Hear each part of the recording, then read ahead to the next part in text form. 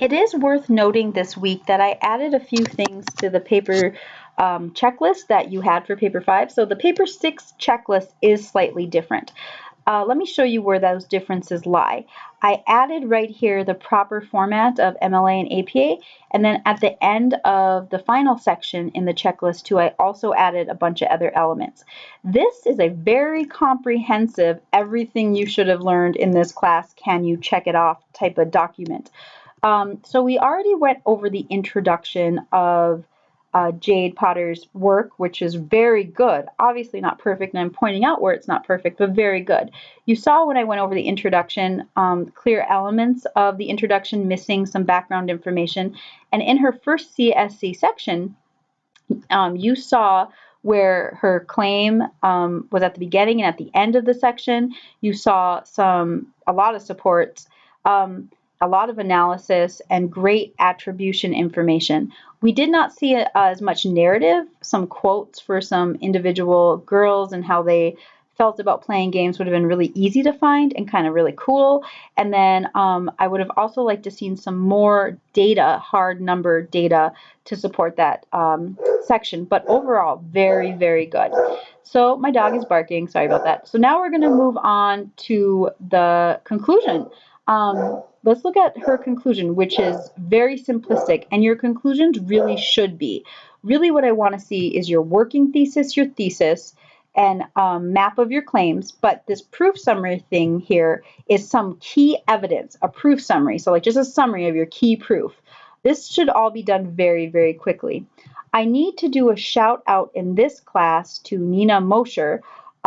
She is in one of my sections, and we have used her paper as an example for both sections this semester. But in one of my sections, she had an awesome ability in her CSC sections to do attribution, introduce it very well and smooth.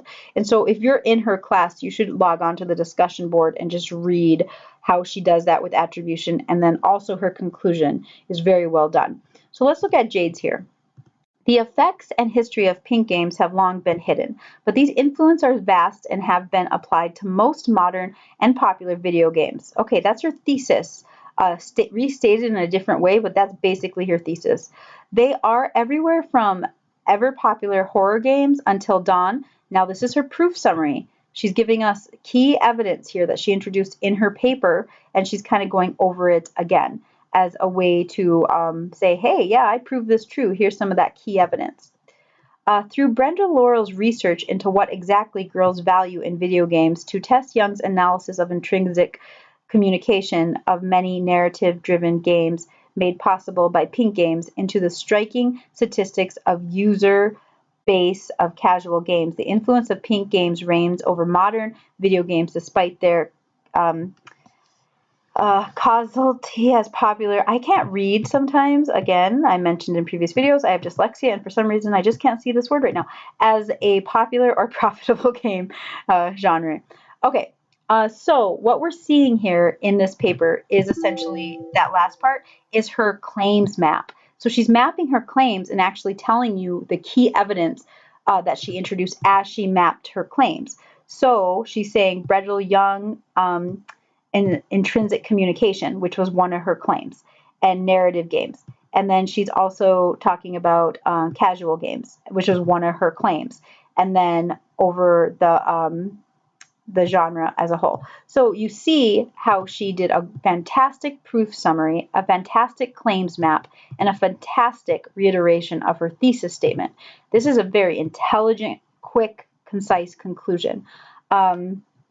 So this is what I want to see in your guys' papers as well, and what I will be looking for. Obviously, there's mistakes in it, but it's not perfect. Nothing is. We see ever popular should be hyphenated, and I have no idea what's going on. This looks insane right there.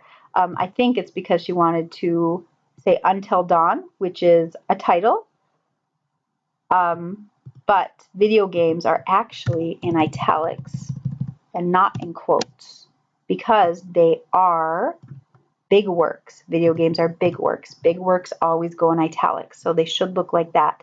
And as you know, last week, I tasked you with that, making sure you know when you're titling something if it should be in italics or in quotes. A simple internet search if you're unsure, we'll help you pull that up. You can also drop me an email.